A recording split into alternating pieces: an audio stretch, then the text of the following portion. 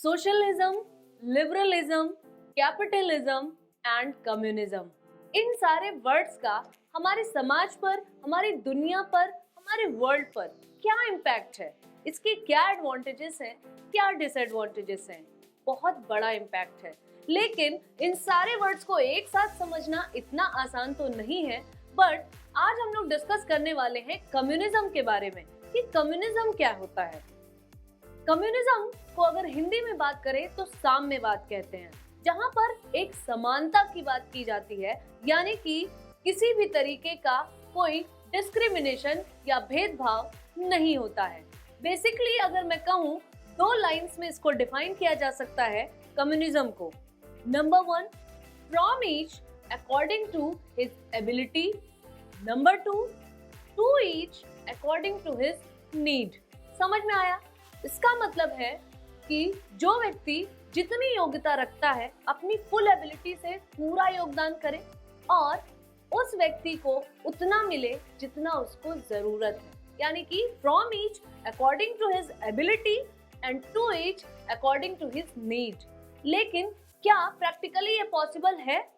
Possible है तो नहीं, बट पॉसिबल बनाने की कोशिशें बहुत की गई कम्युनिज्म में, और यही कहलाया आपका कम्युनिज्म, जहां पर सभी को एक इक्वल स्केल में मेजर किया गया, जिसका मेन मोटो था कि कोई भी रिच क्लास, पुअर क्लास, कोई भी अपर क्लास, लोअर क्लास, यानी कि किसी भी तरीके का भेदभाव, डिस्क्रिमिनेशन, चाहे वो on the basis of sex हो, on the basis of wealth हो, on the basis of birth हो, तो इस तरीके का कोई भी भेदभाव जहां एग्जिस्ट नहीं करता, वो कहलाता है आपका कम्युनिज्म।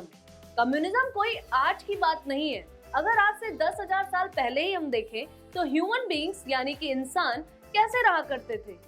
गैदरिंग यानी कि अगर वो कोई शिकार भी हंट करते थे, यानी कोई शिकार भी उन्होंने किया तो आपस में इक्वली डिस्ट्रीब्यूट होता था।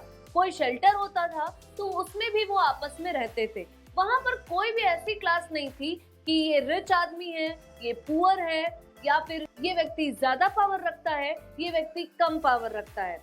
यानी कि नेचुरल रिसोर्सेज का जो यूज होता था वो इक्वली होता था, और नेचुरल रिसोर्सेज पे जो हक था सबका, वो बराबरी से था।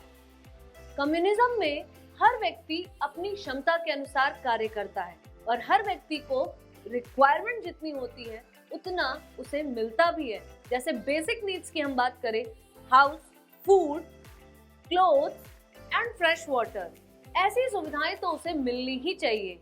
अब आप सोच रहे होंगे कि ऐसा कैसे हो सकता है कि कोई एक व्यक्ति अपनी पूरी एबिलिटी से काम करे और दूसरा व्यक्ति अपनी बिना एबिलिटी के, या कहें कि बिना कंट्रीब्यूशन के भी अपनी रिक्वायरमेंट को फुलफिल कर ले।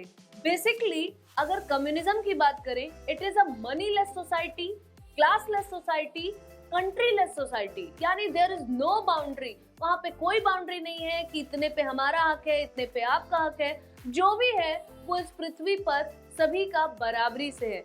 ये होती है साम्यवाद की कल्पना, जिसके बारे में हम सुनते ही कुछ नाम हमारे दिमाग में आ जाते हैं, जैसे कि कार्ल मार्क्स, यूएसएसआर यानी कि union of Soviet socialist Republic, या फिर चाइना लाइक कंट्रीज के बारे में हम सोचते हैं। कम्युनिज्म का एक मेन फीचर और भी है कि there is no private ownership, यानी किसी का भी किसी भी चीज पर ऐसा अधिकार नहीं होता, कहें कि निजी तौर पे कोई अधिकार नहीं होता। कोई ये नहीं कह सकता कि this is mine and this is just mine. जब भी हम कम्युनिज्म की बात करते हैं, Karl Marx is known as father of communism. Karl Marx कौन थे? Karl Marx was a German philosopher थे, तो उनका काम ही था कि आगे आने वाली दुनिया के बारे में कल्पना करना, किसी चीज को गहराई से सोचना। 1848 में उनकी एक बुक आई थी, कम्युनिस्ट मैनिफेस्टो, जिसमें उन्होंने कल्पना की थी कुछ ऐसे ही वर्ल्ड के बारे में जहां पर सब कुछ बराबर से हो। लेकिन इस बुक के बारे में जानने से पहले हमें ये देखना चाहिए कि कार्ल मार्क्स किस एरा में पैदा हुए थे, यानी कि किस एरा में उनका जन्म हुआ था।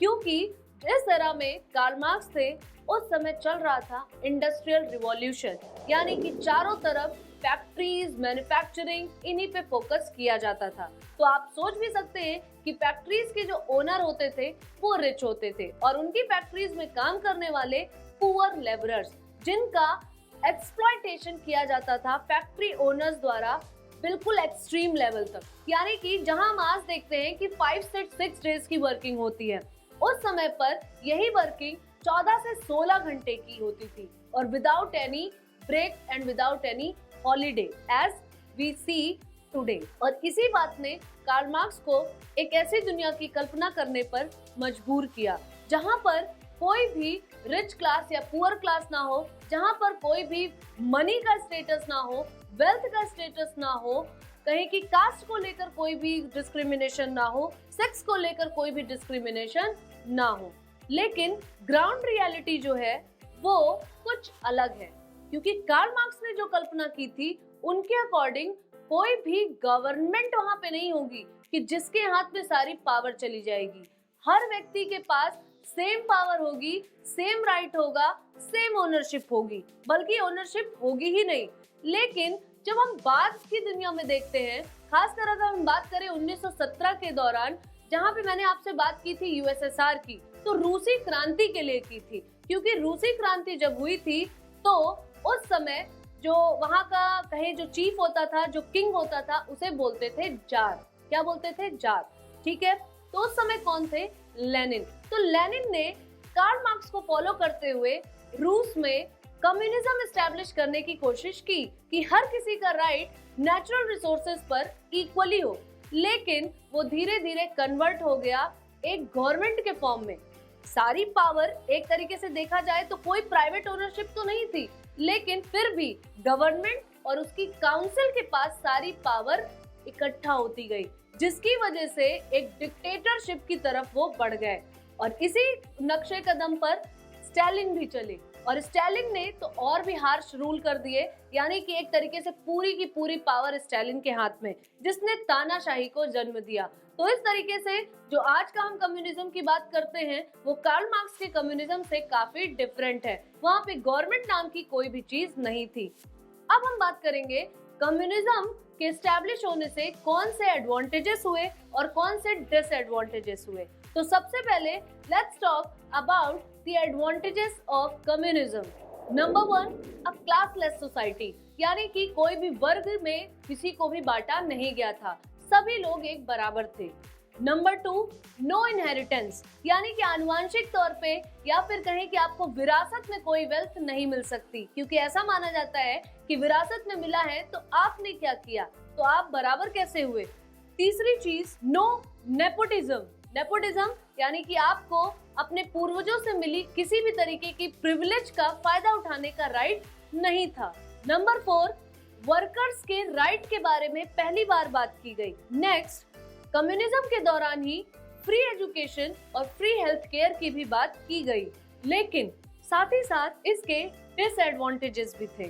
डिसएडवांटेजेस तो होने ही थे, क्योंकि यहाँ पर एक डिससेटिस्फैक्शन भी था। क्या था डिससेटिस्फैक्शन? कि मैं अपनी पूरी एबिलिटी से काम करूं और मुझे कोई इंसेंटिव भी ना मिले, और एक ऐसा व्यक्ति जो कि कुछ भी नहीं कर रहा लेकिन उसको अपनी फुल नीड के अकॉर्डिंग सारी चीजें मिल रही है, तो इंसेंटिव नहीं होगा तो कोई भी कंपटीशन की भावना भी नहीं रहेगी। So now we will talk about the demerits या कहीं disadvantages of communism. Number 1, dissatisfaction of incentive. Number 2, no competition. Number 3, यहाँ पे टेक्नोलॉजी का कोई भी एडवांसमेंट नहीं हो सकता, डेवलपमेंट बहुत स्लो होगा। Next, people will think why I should improve my self, क्यों मुझे इम्प्रूव करना चाहिए, ये भावना भी उठेगी। So we can say that this is a hypothetical condition which cannot be prevail in the society practically। सबसे बड़ा जो लैक होगा वो क्या होगा? अगर एक हेरार्की देखी जाए तो हेरार्की तो मेंटेन आज के कम्युनिज्म में हो ही रही है, यानी कि गवर्नमेंट है, गवर्नमेंट की काउंसिल है, सब कुछ, लेकिन नाम के लिए कोई सुप्रीम पावर नहीं होगी। यानी उस देश का कहे जो टॉप पावर है, जो टॉप लेवल की जो पावर है या पोजीशन है, वो हमेशा वैकेंट रहेगी, हमेशा खाली रहेगी, जिसका फायदा दूसरे देश भी उठा सकते हैं, क्योंकि कोई सुप्रीमेसी नहीं है। Because there is nobody to lead the country और लीड द स्टेट। एंड अगर कोई गवर्नमेंट नहीं है, कोई सुप्रीमेसी नहीं है, तो जिस व्यक्ति को वहाँ की जनता, वहाँ की पीपल फॉलो कर रहे हैं, वो करप्शन में भी इन्वॉल्व हो सकती है और पूरे चांसेस हैं कि डिक्टेटरशिप पूरी तरीके से क्रिएट वहाँ पर हो जाएगी। अब ये सारी बातें सुनने के बाद आपके दिमाग में आ रहा होगा कि क्या कहीं पर भी कम्युनिज्म सक्सेसफुल रहा? तो आपको सक्सेसफुल एग्जाम्पल्स तो नहीं देखने को मिलेंगे। हाँ, एक दो एग्जाम्पल्स की अगर मैं बात करूं तो यूएसए में जो ओशो का आश्रम था, वहां पर कुछ ऐसा ही कॉन्सेप्ट था। सभी को अपने अपने काम असाइन किए गए थे। मनी नाम की कोई चीज बहुत ज्यादा इन्वॉल्वमेंट नहीं रखती है और किसी का भी कोई प्राइवेट ओनरशिप किसी भी वेल्थ पर या प्रॉपर्टी पर नहीं होती थी। लेकिन आपने देखा कि लास्ट में उसका भी क्या हुआ। इस पर नेटफ्लिक्स पे आप एक डॉक्यूमेंट्री भी देख सकते हैं। लेकिन अब आप सोच रहे होंगे क्या सक्सेसफुल एग्जाम्पल है?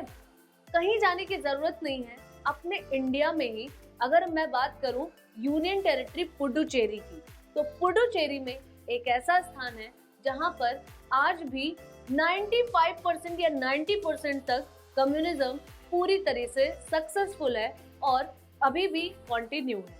पुडुचेरी में एक एरोवेली नामक एक आइलैंड है जहाँ पर 2000 के लगभग लोग रहते हैं और सभी को वहाँ पे अपने अपने काम असाइन किए गए हैं। मनी में बहुत कम डील किया जाता है और सभी लोग कहें कि पूरी तरह से एक इक्वालिटी के साथ अभी भी रह रहे हैं। तो कुछ सक्सेसफुल एग्जाम्पल भी हैं, ऐसा नहीं है। तो कम्युनिज्म की विचारधारा जो आज के समय में हम देखते हैं वो कार्ल मार्क्स की विचारधारा से काफी अलग है। तो आई होप आज के वीडियो में आपको समझ में आया होगा कि कम्युनिज्म एक्चुअली क्या है। नेक्स्ट वीडियो में we will talk about some similar topics with interesting facts. So till then, पढ़ते रहिए, मेहनत करते रहिए, keep learning, keep earning, because learning is earning. So bye bye and take care.